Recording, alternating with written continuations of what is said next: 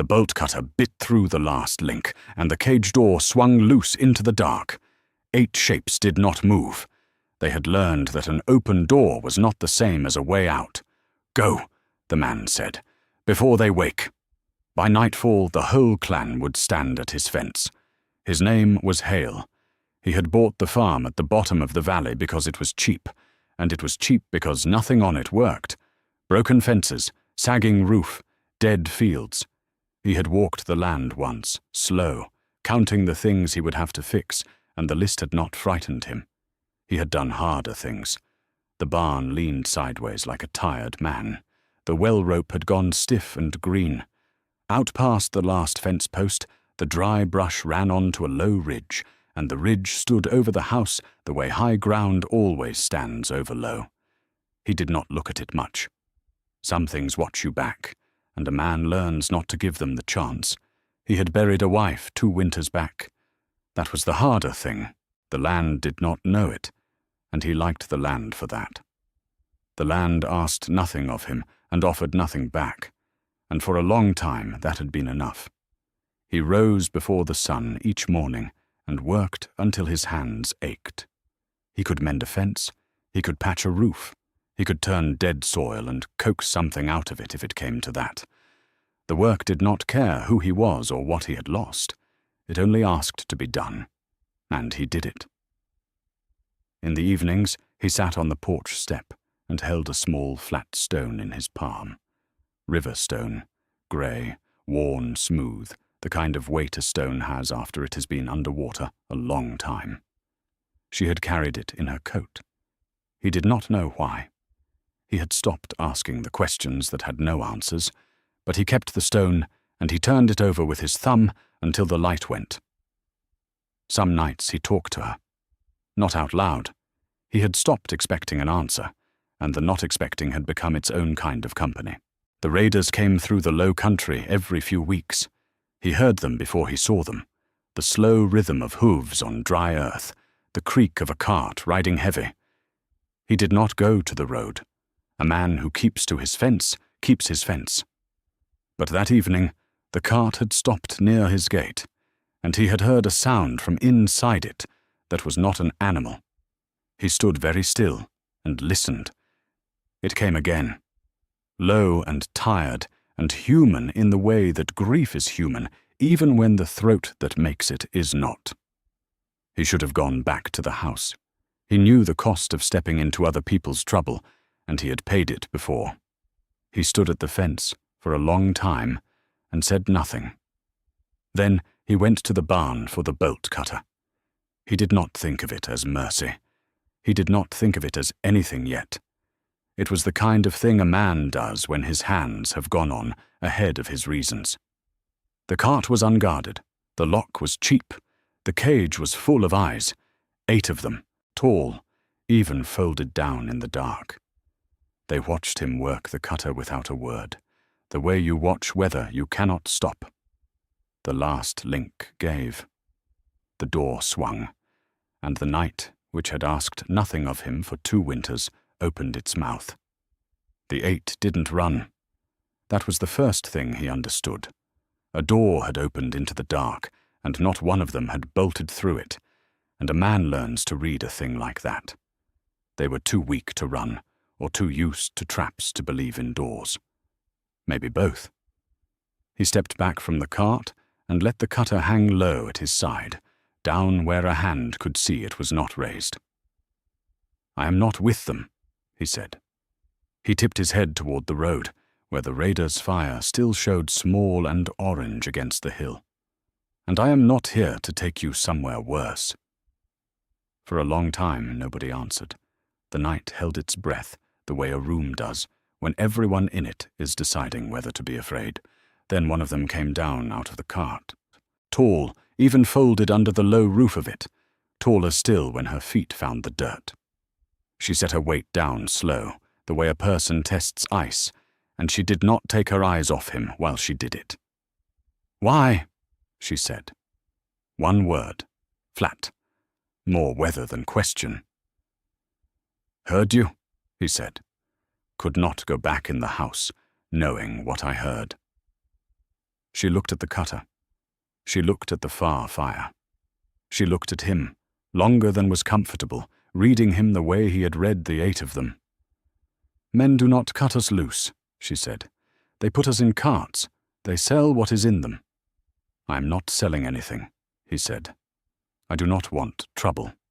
I want to go to bed." It was not a kind thing to say, and he did not mean it kindly. It was just true, and the truth was the only thing he had left to hand a stranger. She seemed to weigh it. Truth has a different sound than a trap, and she had heard enough of both to know the difference. Behind her, the other 7 had come to the cart's edge, low and watchful, a row of eyes catching what little light there was. None of them spoke. They were waiting on her, he understood, the way men wait on the one who counts. Up close, he could see what the cage had done. Wrists rubbed raw where the rope had held them. Ribs a man could count through the skin. They had been in that cart a long time, and not one of them had been fed for the keeping of it. A man does not starve what he means to care for. He starves what he means to sell, and only enough to keep it walking to the buyer. He did the only thing he could think of. He set the cutter down on the boards of the cart, in plain sight, and he stepped back from it. 3 full steps, so the iron lay closer to their hands than to his. "Well is by the barn," he said. "Water is clean. Take what you need." She did not move toward the well. "And in the morning," she said. "What do you want in the morning?" "Nothing," he said.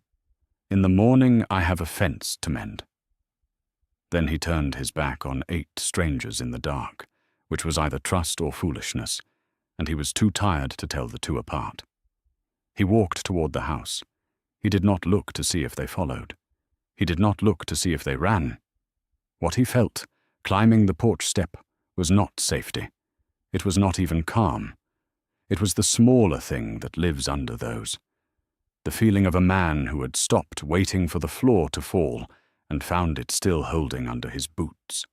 They came at dusk the next day, and they came quiet. That was the part that turned him cold. Not the number of them, though the number was bad.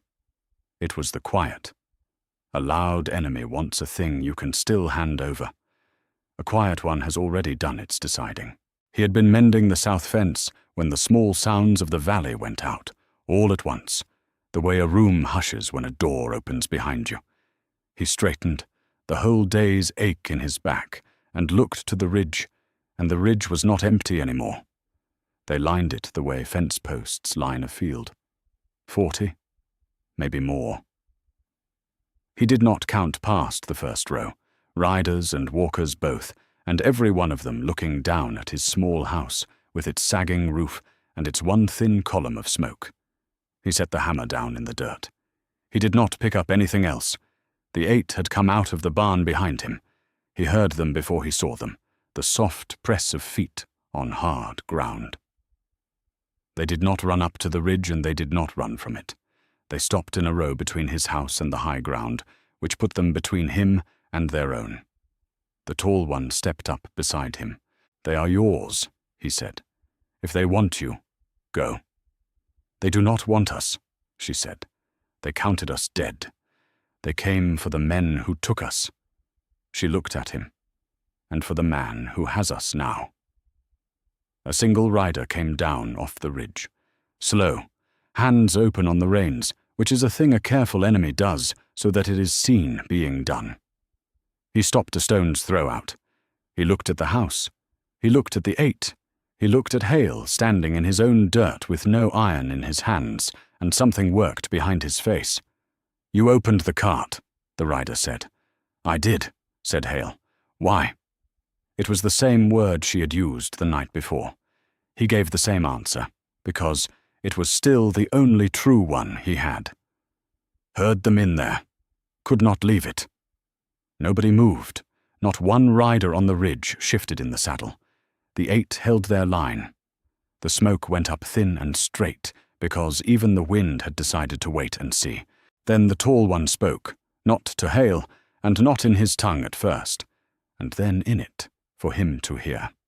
"He fed us. He set the iron closer to our hands than his own. He turned his back on 8 strangers and went into sleep. She let it sit.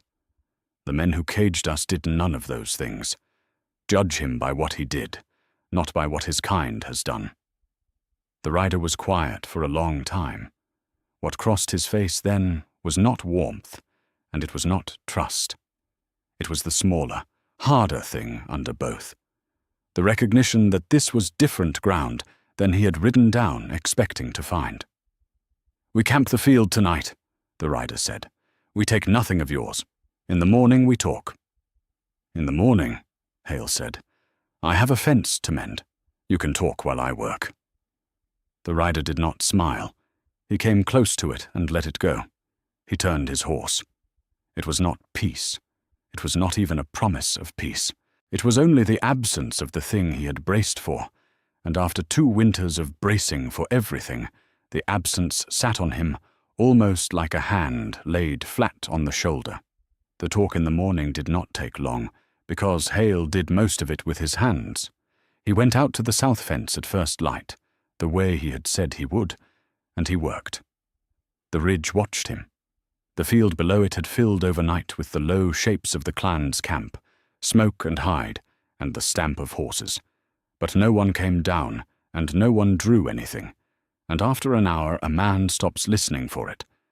Then a shadow fell in beside his. The tall one had come without a word. She took up the second hammer from the dirt, the one he had set down the night before, and she held a post while he drove it. She was strong in a way that made the work look like a smaller thing than it was. They did not speak. There was nothing the work needed them to say. On the second day, 2 more came. They did not ask what to do. They watched what his hands did, and then their hands did the same, and the fence went up faster than it had gone up in 2 years. On the 3rd day, he found a bowl on the porch step, roots boiled soft, and a strip of dried meat he did not know the name of. No one stood near it.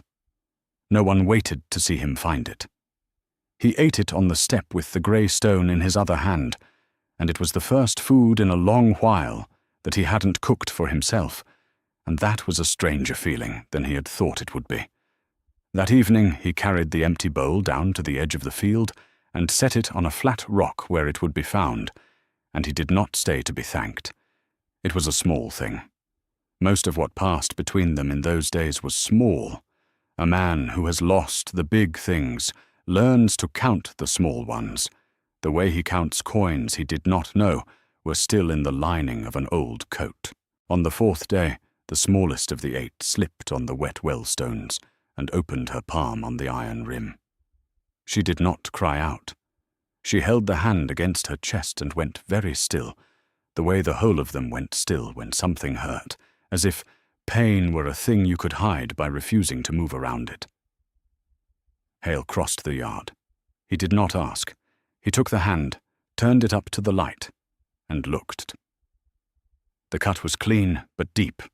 He went inside for the cloth and the small brown bottle his wife had kept on the shelf, and he came back, and he knelt in the dirt and washed the cut and bound it the way he would have bound his own. The tall one watched the whole of it from the barn door. She did not help, and she did not stop him. When he was done, she said one thing. "You did not have to do that." "No," he said. He gathered up the cloth. "Did it anyway." She looked at him for a long time then, the way she had looked at him that first night over the cutter, reading him, but it was a different reading now. The first night she had been checking him for the trap. This was something else. This was a person turning over a thing she had believed her whole life and finding that the new shape of it didn't cut her the way she had braced for it to. It was not trust. Not yet. It was the ground that trust grows in, turned over and lying open. And in a field of dead soil, a man learns to know that ground the moment he sees it. The first time they ate together, all of them, it was not planned. It just happened, the way weather happens. He had killed the lame goat that morning, because it would not last the winter, and there was more meat than one man could use. The tall one saw him standing over it, unsure of the work, and she took the knife from his hand and showed him a faster way, and by the time the sun was low, there was a fire in the yard, and a pot over it, and the smell of it carried down to the field. They came up in 2s and 3s, the 8 first, then a few from the camp, then the rider who had spoken on the ridge, who sat at the edge of the light where he could keep an eye on the road. Nobody said it was allowed. Nobody said it was not. They just sat. Hale set out what bowls he had, which was not enough, so most ate from the pot or off flat stones, and he gave up his own chair and sat on the ground by the fire. He did not think about it. He just did it. A child came and sat in the gap beside him. She was small, smaller than the smallest of the 8, with the loose, unhurried way of someone too young to have learned to be afraid of much yet. She had a stick. She was drawing in the dirt with it, lines that did not add up to a picture. "This is the river," she said. To no one. To him. "The river goes around the mountain because the mountain told it to. The mountain is very old. It remembers when the sky was lower. My grandmother says the sky used to sit on the hills like a lid on a pot, and the wind pushed it up a little every year, and that is why the wind is tired now and only blows in the evenings." It was not true, probably. It did not need to be. He listened to all of it, the river and the lid and the tired wind, and he did not correct a single word. And when she ran out of story, she leaned against his arm and looked into the fire as if she had just settled a great matter. Across the flames, the tall one was watching the two of them. She did not smile. Her people did not seem to spend smiles cheaply, but something in her face had eased, the braced thing in it gone slack for a moment, and that was its own kind of smile, if a man knew how to read it. He looked past the fire at the dark shape of his farm. The south fence stood straight now, every post true. The roof showed new boards pale against the old. In the turned field, in rows he had not had the heart to plant for 2 years, something had been put into the ground that week by hands that were not only his. He had not built any of it to be a home.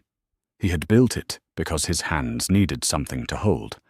But sitting there with a child against his arm, and the pot going empty, and the fire full of faces, he understood that a thing can become what you never built it for. The word for what this was getting close to was one he had buried 2 winters back, and had not said out loud since. He did not say it now either. He just sat, and let the fire do the talking, the way it had always been better at it than he was. The night the others slept, the 2 of them stayed up with the fire. That was not planned either. The camp had gone quiet, and the 8 had bedded down in the barn, which they had taken to without anyone deciding it should be theirs, and the child had been carried off asleep. Only the 2 of them were left, him on the step, and her on a stump she had rolled up to the warmth, and the fire between them going down to coals. For a long time neither of them said anything. That was the easiest talk he knew, the kind with no words in it. Then she asked about the bottle. "The brown bottle?" she said. "The cloth. The chair you do not sit in. A man keeps a dead woman's things the way you keep these. Careful. Like they might break a second time." He looked at the coals. He told it plainly, because plain was the only way he could tell it without it taking him apart. A fever. 2 winters back. It had come up through the low country and taken the weak and the old, and then it had passed over him and taken her instead, who was neither. There had been a child coming. There was not after. He had put them in the same ground because there had not seemed to be a reason to dig 2 holes.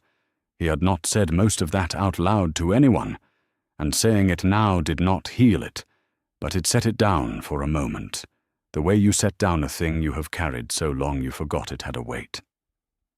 She did not say she was sorry. Her people did not seem to keep the habit of it. She let it sit in the firelight where he had put it, and then she gave it the only thing worth giving, which was the same weight back. She had been a mother twice, she said. The first was grown and gone to another camp, alive somewhere, which was its own kind of losing. The second was in the ground a long way north. The raiders had not made her what she was. They had only found her already broken and decided that broken things were still worth coin. She had stopped expecting the floor to hold under her a long time ago. She had been surprised, these last days, to feel it holding. He took the grey stone out of his pocket then. He did not know why he did it, except that the night seemed to ask for something true to be set down between them, and the stone was the truest thing he owned. Hers, he said. She carried it. I never knew why. The tall one looked at it without reaching. Then she reached and touched it with 2 fingers, lightly, the way a person handles things that are fragile and that matter. Some things you carry are not for a reason, she said. Some you carry so your hand has a weight in it, so you do not float off the ground. He had carried that stone for 2 winters as a piece of his grief, and nothing else. Sitting there, watching her 2 fingers rest on it, he understood it had become something more than that now, or could. Not only a thing the dead had held, a thing the living could pass across a fire. He did not say that. He put the stone back in his pocket, but he had felt the braced thing in his own chest, the part that had stood guard for 2 winters straight, go quiet for the length of 1 breath, and a man does not forget the first night the guard sits down. Then the notice came.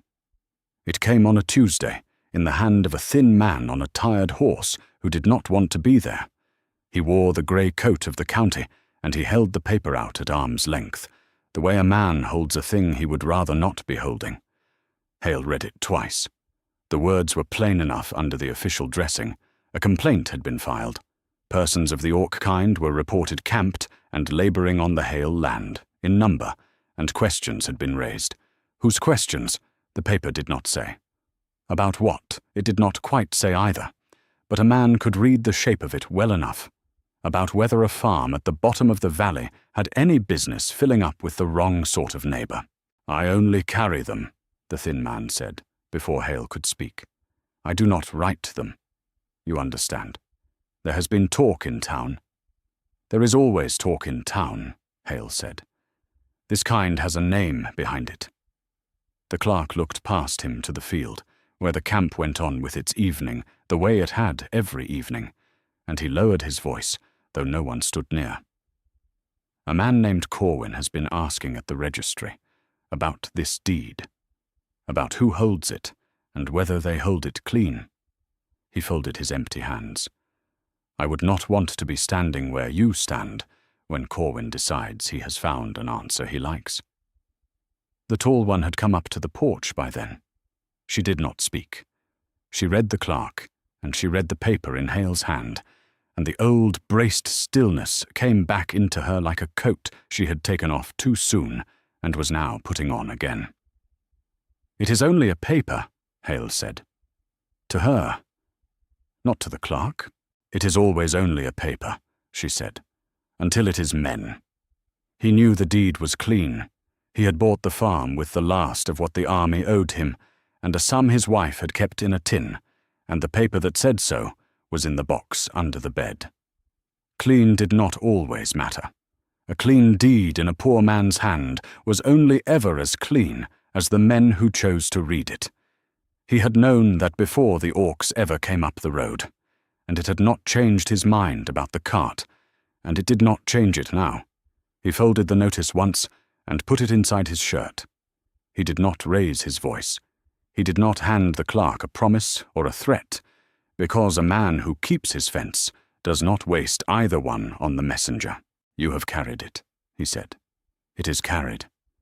Take water at the well before you ride. It is a long way back in the dark.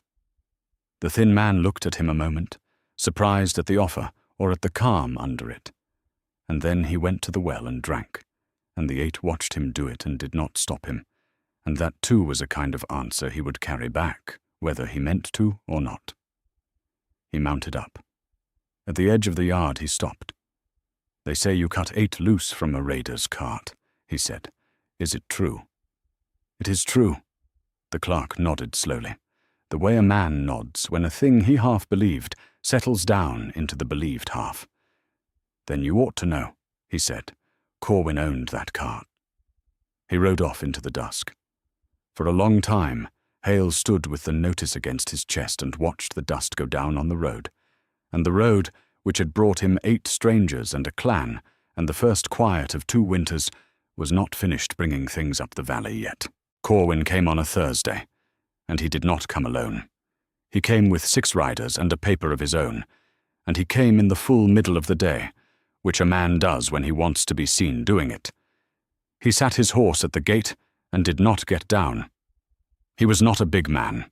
Hale had learned a long time ago that the dangerous ones rarely were. Big men did not need to be careful. Corwin had the careful look of someone who had gotten what he had by counting it twice. "You have something of mine," Corwin said. "I have a farm," said Hale. "Everything on it is mine or no one's." 8 head. Corwin's eyes went past him to the field, counting again.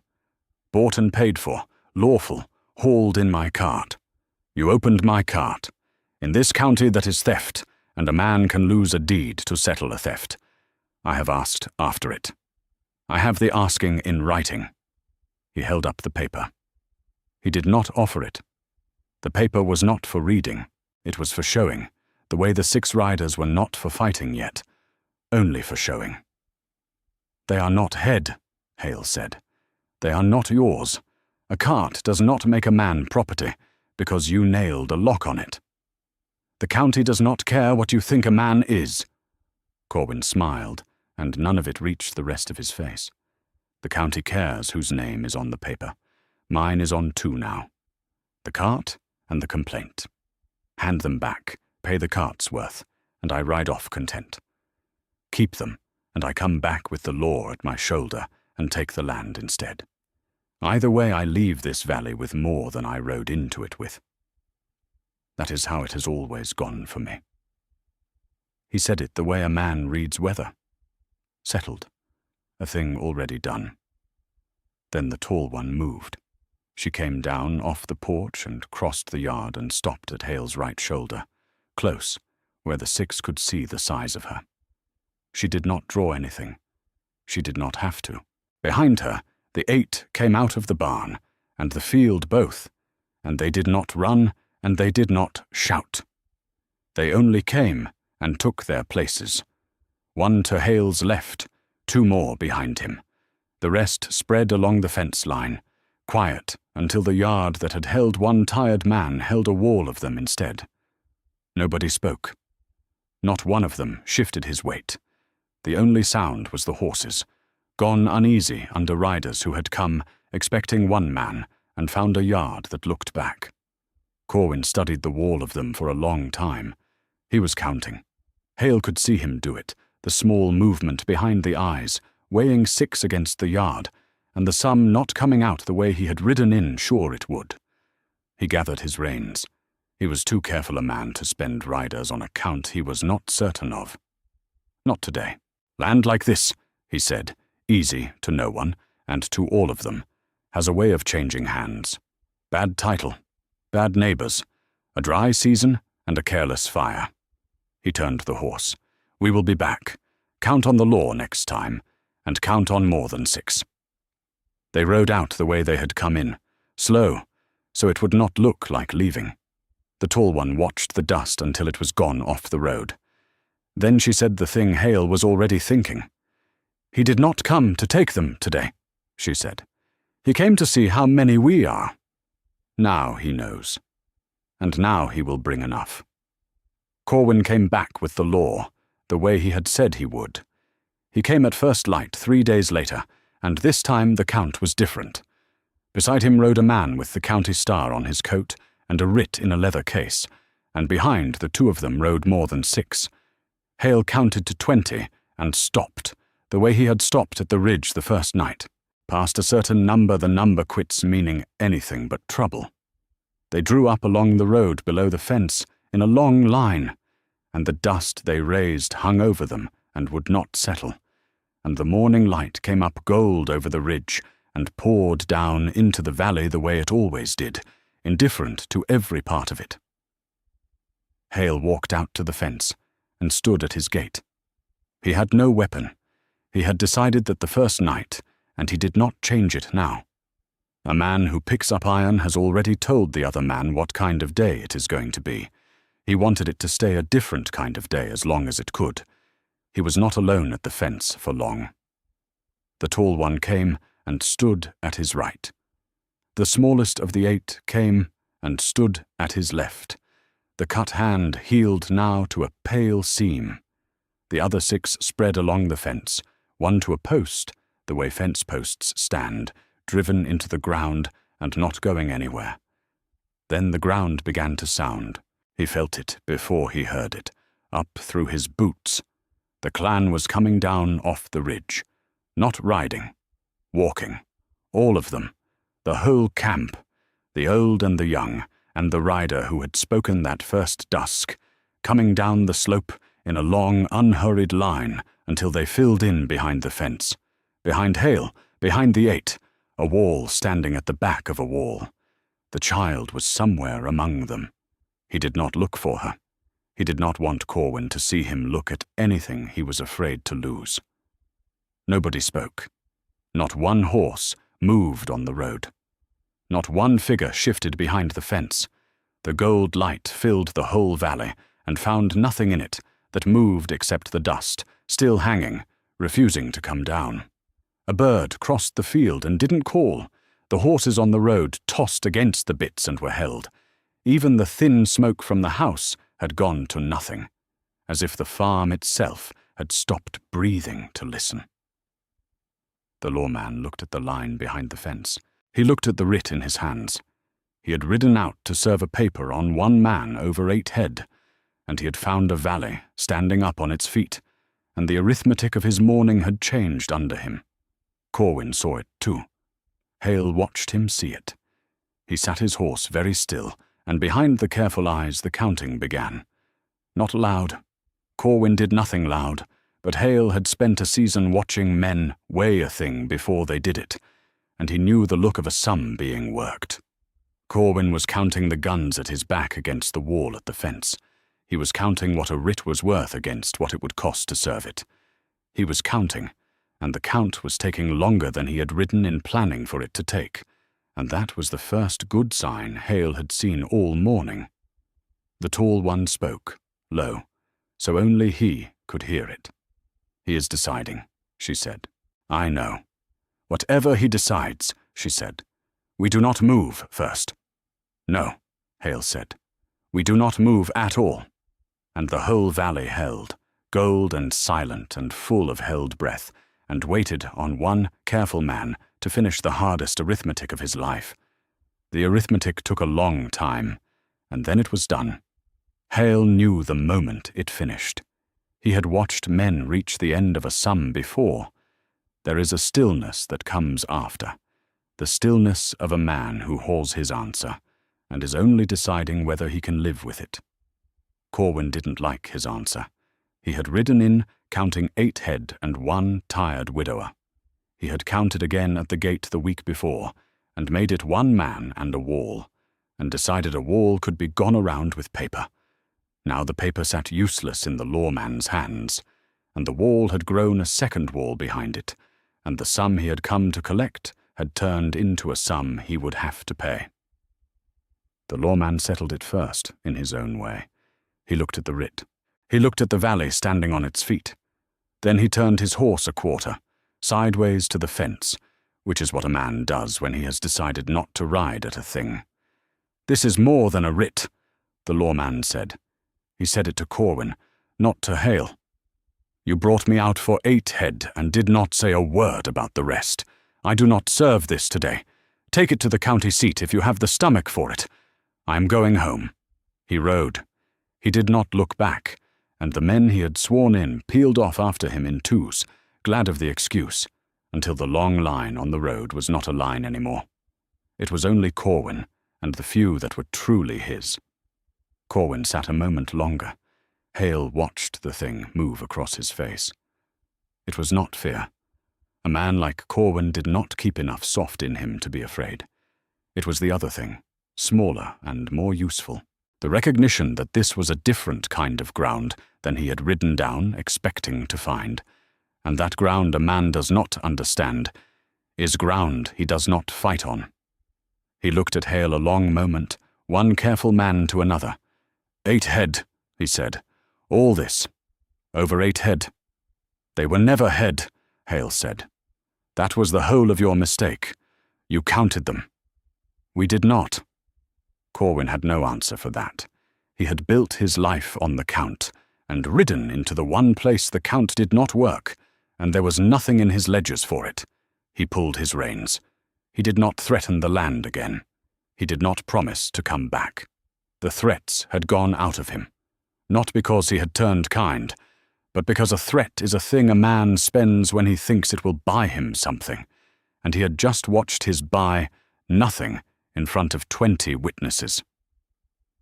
A careful man doesn't keep spending coin that doesn't work. He turned the horse and rode, and the few that were his went with him, and the dust they raised going was the same dust they had raised coming, except that this time the valley let it settle. Nobody cheered. That was not their way, and it had never been his. The wall behind the fence did not break apart or shout. It only, slowly, became people again. An old woman lowered herself to sit. A child was let loose to run. The 8 breathed out as one long breath finally let go. The tall one stood at his shoulder and watched the road stay empty. He will not come back, she said. It was not a question, but there was the edge of one under it. No, Hale said. Men like him do not come back to the place that cost them more than it paid. He will go find an easier valley. And the sun stood up full over the ridge, and the gold went out of the light and became ordinary day, and the worst morning of the season was over with not one blow struck in it. The days after were quiet in the way that good days are quiet, which is to say nothing in them was worth telling, and all of it was worth living. The clan did not break camp. Hale had half expected them to, the threat gone and the road open, and a part of him had braced for the morning he would walk out and find the field empty and the 8 gone with it. The morning came, and the field was not empty. It seemed the danger had settled a thing the safety had only circled. They stayed. Work filled the space the fear had left behind. There was always work. The well wanted a new rope, and the roof still needed boards on the north side, and the planted field had come up green and crooked and wanted thinning. He did the work, and the 8 did it with him, and the clan did the larger share of it, and the farm that one man had not been able to hold began to look like a place that could hold a great many. He did not give the speeches a man might give. He had never had the words for the big moments, and he did not find them now. He handed a tool across, and it was taken. He set out bowls, and they were filled. In the evenings, the fire went up in the yard, and the child told her circling stories to whoever would sit, and the tall one sat near him in the companionable quiet that had stopped needing a reason, and that was the whole of it. And it was enough. One evening he stood at the mended fence and looked back at the place. He tried to find the word for what it had become. Not a camp. A camp moves on. Not just a farm anymore, either. The word that kept coming was family, and every time it came, he set it down again, because the word was too small for the thing, and using it felt like calling the whole valley by the name of one stone in it. He took the grey stone out of his pocket. He had carried it 2 winters as a piece of what he had lost. He turned it over in the last of the light, and it did not feel like that any more. It was warm from his pocket and worn smooth from his thumb, and it had been touched once across a fire by a hand that was still living. It was not a stone he carried because someone was gone. It was a stone he carried because someone had stayed. He did not put it back in his pocket that night. He set it on the windowsill of the house, where the morning light would find it, The way you set down a thing you no longer need to keep against your skin to be sure of it. The tall one watched him do it from the doorway. She did not ask what it meant. She seemed to know, the way she had come to know most of what he did not say out loud. "My grandmother had a saying," she said. "A house is not the walls. It is the people the walls decided to keep." "Your grandmother and that child," Hale said, "have a great many sayings between them." "We are a people of sayings," she said. "We lost most of the rest of it. You hold on to what you can carry." He thought about that for a long time after, the part of him that had stood guard in his chest for 2 winters, gone quiet now, and staying quiet. Some things you carry because they are heavy. Some you carry because, if you set them down, you would not know your own hands without them. Spring did not arrive all at once. It came the way good things come, a little at a time, so that no one could say which morning it had started. The planted field came up, not all of it, and not straight, but enough. The crooked rows greened and then bent under their own weight, and one evening Hale stood at the edge of them and understood he would have more than he could eat, more than the 8 could eat, more than the whole camp could eat before the snow came. The thought of too much was a thought he had not had in 2 winters. The roof was whole now, every board true. The well gave clean water.